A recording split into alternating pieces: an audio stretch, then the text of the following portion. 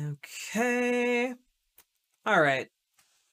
We are going to take a quick look at the latest neoliberal sensation. Okay, like sweeping the nation, like rising like a phoenix from the ashes. Okay, just an absolute lad. I think you will all appreciate this. Um, because of course it's everyone's favorite boy.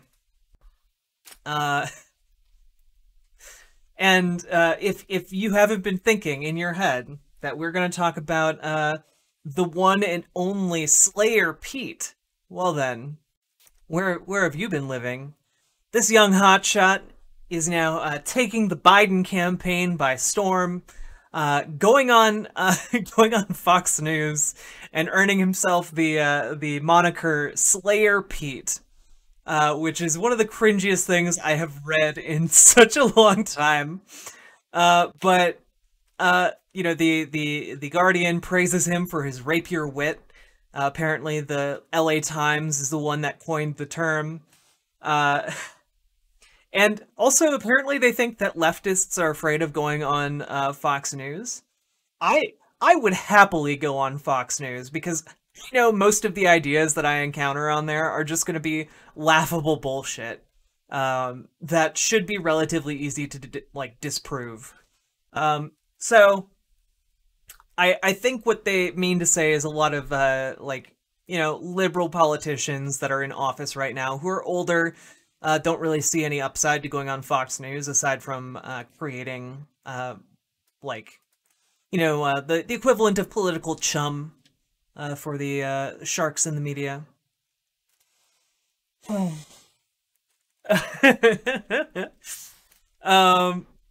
No, I didn't see Pelosi flip out on Wolf Blitzer, but also I don't really want to look at Nancy Pelosi right now. So yeah, yeah, let's take a look.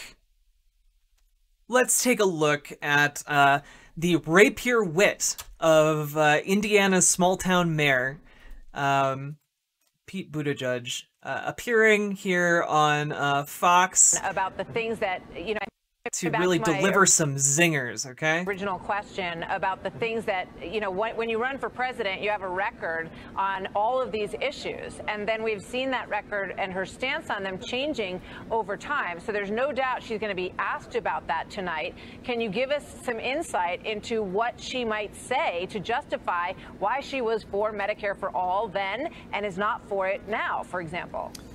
Well, there's a classic parlor game of trying to find a little bit of daylight between running mates. And if people want to play that game, we could look into why an evangelical Christian like Mike Pence wants to be on a ticket with the president caught with a porn star, or how he feels about the immigration policy that he called unconstitutional before he decided to team up with Donald Trump. If folks want to play that game, we could do it all night. But I think what most Americans want to hear about is, are our families going to be better protected than they have been by this president who's failed to secure America in the face of one of the most dangerous things ever to happen to our country? Will Okay, the silent response to that was pretty great. But also I really don't like this man. But you know what? I think he has found his calling. He's found his calling at, you know, appearing on Fox News to deliver like some small zingers about the president's character that no one who watches Fox News consistently gives two shits about the president's character. They've made that clear from the second that he was elected, after a tape came out of him bragging about how he sexually assaults women, or them completely ignoring like the 26 different rape allegations against him, one of which came from his own ex-wife, or like his history of talking about how much he loves leering at underage girls, and how bragging about how he would go into their changing rooms while they were naked so he could look at them.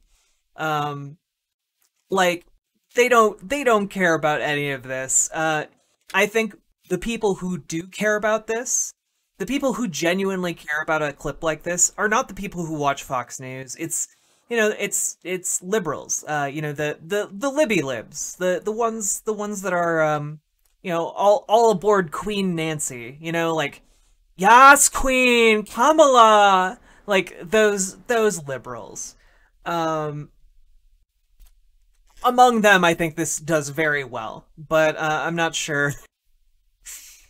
Yeah, I'm not sure about this one. Yeah, or like how Donald Trump hung out with the convicted pedophile of who had his own rape island for children, and talked about how they had a mutual love of children, of young girls. Okay.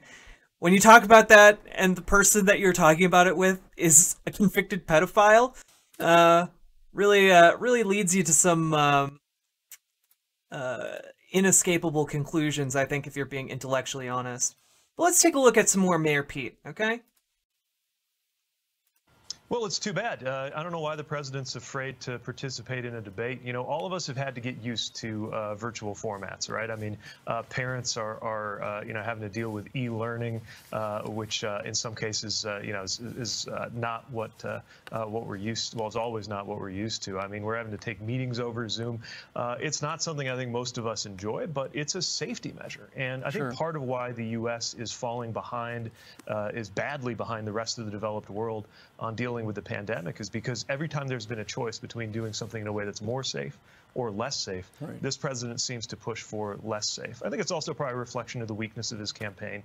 When you see campaigns getting the kind of bad news that he's been getting through this month, a lot of times you'll see these kinds of increased arguments over rules, withdrawing from opportunities, a little bit of flailing there, and it's too bad, because I think the more the American people can hear two candidates side by side, even if it's virtual, the better. Of course, the only reason we're here in the first place is that the president of the United States is still contagious, as far as we know, with a deadly disease, which reflects the overall problem. And I don't know why you would want to be in a room with other people if you were contagious with a deadly disease and you care about other people.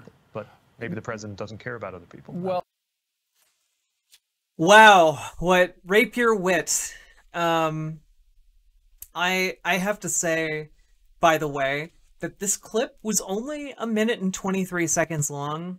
It felt like a fucking eternity. I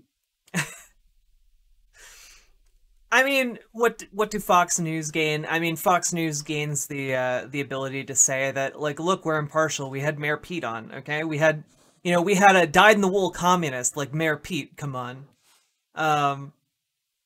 But like, this was just a boring guy talking about e-learning and then trying to get a dunk on at the very last second about how the president doesn't care about people. We know the president doesn't care about people. 200,000 people have died. Like, the attacks that would truly be cutting, the attacks that would truly matter in this case, are being, like, not like a boring soap-covered towel. Like, you need to... I don't know why I said a boring soap-covered towel. Just, like, I was thinking of something plain and boring, and I came up with that. But, like, he's like the left's equivalent to Mike Pence. He has no charisma. Like, none. And it's really kind of shocking how little charisma he has.